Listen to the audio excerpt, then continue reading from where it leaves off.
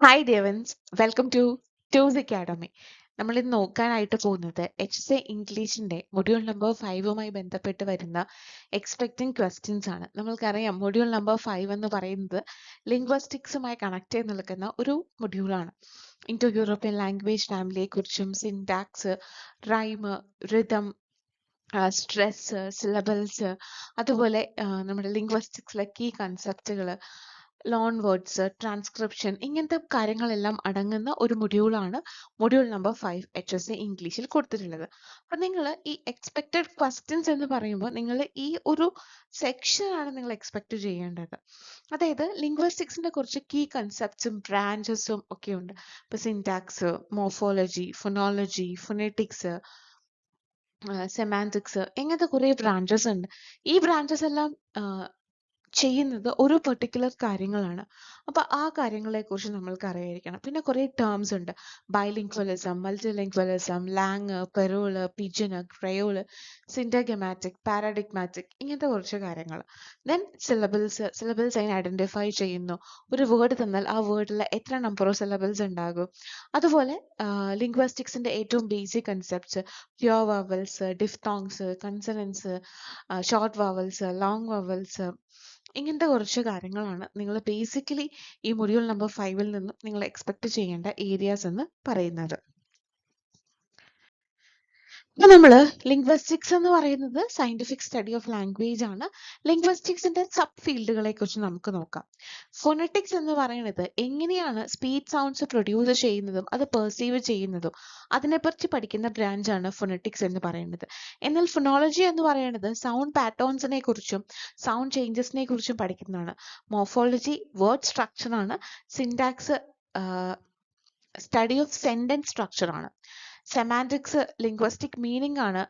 Pragmatics ഈ language എങ്ങനെ ഓരോ കോണ്ടെക്സ്റ്റിലും യൂസ് ചെയ്യുന്നു. ഹിസ്റ്റോറിക്കൽ ലിംഗ്വസ്റ്റിക്സ് ആണെങ്കിൽ ലാംഗ്വേജിൽ ഓവർ ദ ടൈം വന്നിട്ടുള്ള ചേഞ്ചസിനെ കുറിച്ച് പഠിക്കുന്നു. സോഷ്യോളജി സൊസൈറ്റി പ്ലസ് ലിംഗ്വസ്റ്റിക്സ് എങ്ങനെ സൊസൈറ്റിയും ലാംഗ്വേജ് തമ്മിലുള്ള റിലേഷൻഷിപ്പ് ഓരോ സിറ്റുവേഷൻസിൽ നമ്മൾ അല്ലെങ്കിൽ ഓരോ സൊസൈറ്റൽ ആസ്പെക്ട്സിൽ നമ്മൾ എങ്ങനെ ലാംഗ്വേജ് ഉപയോഗിക്കുന്നു. Next computational linguistics computer plus linguistics ആണ് computational ലിംഗ്വസ്റ്റിക്സ്.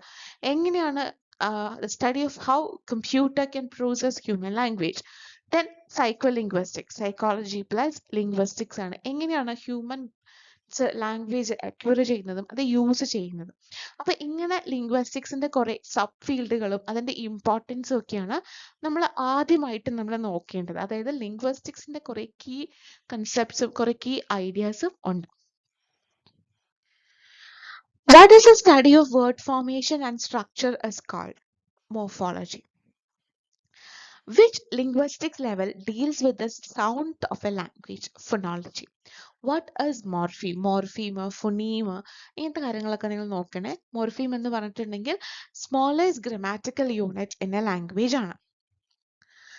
Which branch of linguistics studies meaning? Meaning പഠിക്കുന്ന branch ഏതാണ്? Semantics. What is the smallest unit of sound in language is called phoneme.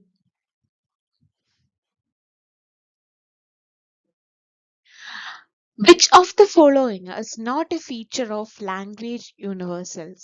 They are language specific. ആ കൊടുത്തിട്ടുള്ള കാര്യം language യൂണിവേഴ്സലിനെ വെച്ചിട്ടുള്ള aspect അല്ല. Which of the following is not a branch of linguistics? Phonetics, syntax, ethnography, semantics. Ethnography ആണ് ഇതിൽ കൊടുത്തിട്ടുള്ളതിൽ ലിംഗ്വസ്റ്റിക്സ് branch അല്ലാത്തത്.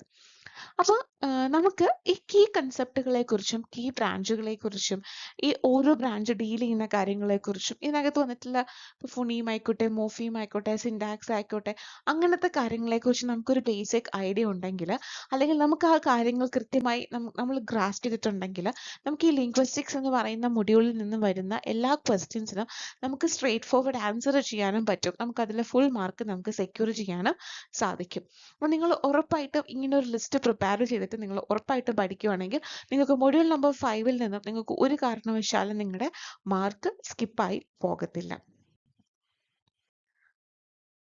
What is the term used to describe a sound system of a language? Phonology.